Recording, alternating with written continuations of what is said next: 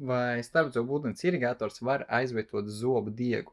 Nē un jā, atkarīgs, kā mēs uz to skatāmies. Ja mēs skatāmies, vai starpzobu ūdens irigators ir tieši tikpat efektīvs kā zobu diegs, tad no manas pieredzes, no tā, cik mēs esam runājuši ar zobu higienistiem un zobārstiem, viņš nav tieši tikpat efektīvs. Ja pareizi māk izmantot zobu diegu, tad zobu diegs tomēr būs tas, kurš noņem vairāk aplikumu un labāk.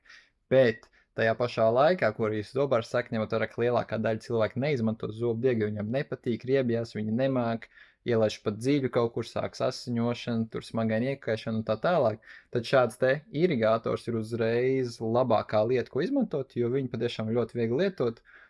Viss, kas iet mutē, viņam ir tur pašā galā tikai tāds mazs snīpīts, kas pa lielam ir kokteļa salmiņa izmērā, un aprātē iekšā laist tikai ūdens, tīrs no krāna, līdz ar to mēs nekādā veidā arī nevaram sev savainot, un šādā veidā mēs, varbūt nav tieši tikpat efektīvi kā zobdiegi, bet, ir gana labi. Tas ir labāk nekā neizmantot neko, un šo ir viegli un ērti izmantot, līdz ar to cilvēki arī, kas nopērk, pie tā pieturās un ikdienā lieto bez problēmām.